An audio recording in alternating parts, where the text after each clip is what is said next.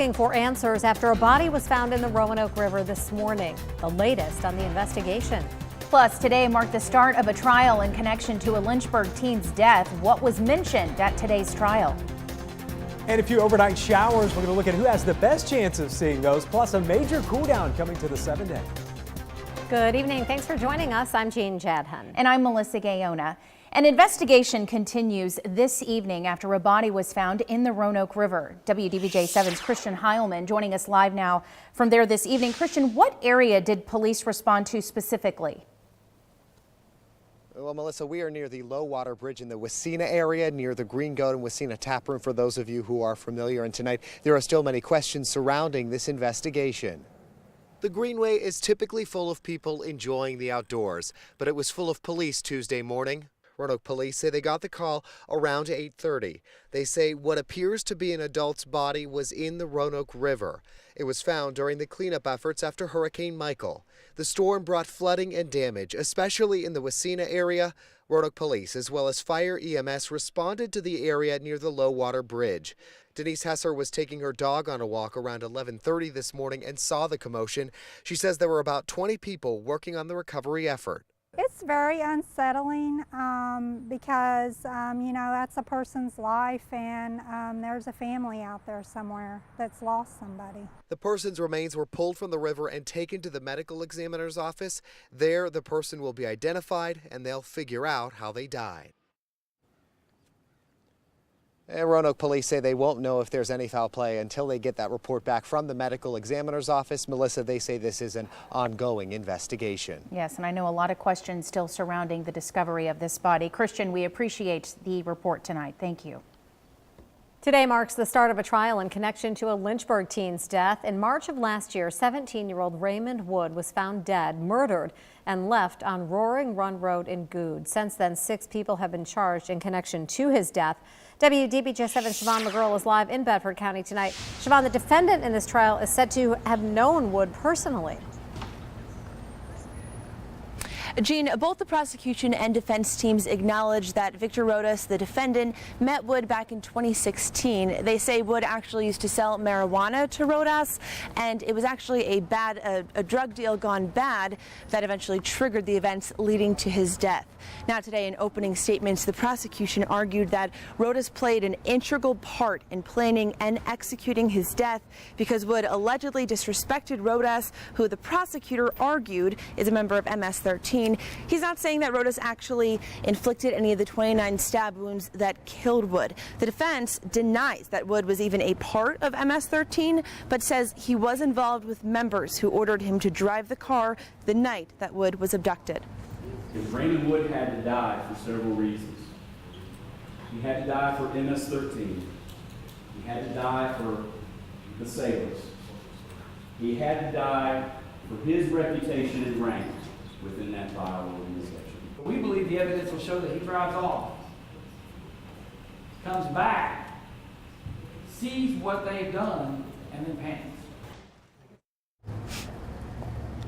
Today in court, we heard from investigators who initially interviewed Rodas. We also heard from Wood's mother. Jean, we're working on that part of the story for 6 o'clock. All right, a lot of information coming out at trial. Siobhan McGurl, we'll see you at 6. Continuing our coverage now into the destruction left behind from Hurricane Michael. Many businesses in South Boston are still working to clean up the flood damage. WDBJ7's Ashley Ann is live on Main Street. Ashley, you said a lot of business there are flood prone. Is that correct? That's right, Melissa. That's because the Dan River actually runs right under Main Street near the downtown South Boston, near this area where I'm standing at, Riverdale Auto, you see right here behind me. They're one of the businesses that has to bear the brunt of large storms like we saw last week. Now, I want to show you some video of inside the store where they're working to clean up right now. They say that's where most of the damage was. Workers say after the storm last week, they had more than 3 feet of water inside their garage. Now, fortunately, they did remove all their cars from the lot in anticipation for the heavy rains, so no loss there, but the cleanup, they say, is far from over. It'd be nice to think we wouldn't have to do it again anytime soon. Each time, I mean, all you can do is move what you can and just keep going. A lot of bleach, a lot of cleaning. That's all you can do. Now, they, along with many other small businesses here, are trying to clean up as quickly as they can so they can get back to business as usual. If you look here behind me, you can see that they've actually moved all their cars back onto the lot. They did that today, Melissa, but the cleanup inside still continues. Understandable. Still a lot of work to be done. Thank you, Ashley. Heading farther south now, WDBJ7's Leanna Scacchetti is in Panama City, Florida tonight, covering the aftermath of Hurricane Michael. Here is a look at what she has ahead tonight at 6. We have spent today riding around a neighborhood called Callaway, which is part of the greater Panama City community, and this is one of the areas hit very badly by Hurricane Michael. We were speaking with homeowners who say that they were literally holding their doors in during the storm, praying that they would just make it out alive. We walked through a home today that was barely a home. The roof is gone, insulation is all over the floor, and everybody tells us they are just thankful to be alive. Right now, people say, one woman described it as the worst camping trip of her life. She feels like she's camping in her own home. They're using their neighbor's pool water to flush their toilets. So extreme situations out here in the Florida Panhandle. This is a story we're going to continue to cover throughout this week. I'll have more tonight at 6 o'clock on WDBJ7, where you're going to hear from those homeowners yourself. All right, and Hurricane Michael not only devastated Panama City, but left behind a lot of destruction in much of Mexico Beach, Florida. Wow, take a look at that. Damage to many homes and businesses there. Now let's turn to our hometown forecast. A few showers are possible tonight, but Brent says they're not going to last long. It looked like it was raining a little bit where Ashley Ann was just a few moments ago, but Brent, you say sun's going to return for a little bit tomorrow? It is coming back out. Okay. In fact, it'll stick around for a couple of days. We've got to get rid of this front that moved through, keeping a lot of cloud cover around today. And as you mentioned, Ashley Ann across the south side picking up some of that rain. Really, there's the rain extending all the way back into Kentucky, Tennessee. And what we're noticing is it's right along that boundary. So across the Piedmont, headed towards Keysville, Gretna, Henry County, Pennsylvania, Halifax County, where we're getting some of those showers. About 1/10 of an inch of rain possible with this, so it's not going to be terribly heavy, which is certainly good news. And primarily across the south side and along the Virginia, North Carolina borders, where we're really seeing the best chance of that. Once you head into the Roanoke Valley and across the highlands, those rain chances go down quite a bit. So when you wake up in the morning, we're in that transition process. We'll still have some clouds around, but some blue sky breaking out 52, and then that cold front begins to move through during the afternoon.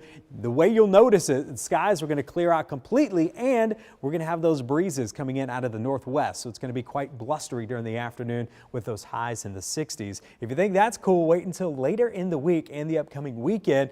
Another cold front comes in. It's going to make us feel more like December than October. We'll go over all that for you, plus our next chance of rain. A Pennsylvania county will welcome a new company to the Cyber Park next month. It's a $7 million investment to the area. The U.S. headquarters for Porcher Industries and BGF Industries is coming to the south side, employing 65 people. Their 25,000 square foot building will be located right next to the Institute for Advanced Learning and Research. Never seen or been in a community that has as much activity as what we have right now, and it's truly due to the workforce programs. It's due as far as to the mega site being graded, and really what it boils down to is that up to this point in time we haven't, in my opinion, done a very good job telling our story. Well, the story's out. And BGF Industries manufacturers technical fiber materials. That is what they're building over there. Good stuff. Very interesting. All right, you're watching WDBJ7 at 5 tonight. If you use a lock to keep your items safe, guess what? It may be made right here in your hometown. Coming up in tonight's Made Here at Home, what local lock maker is celebrating 50 years.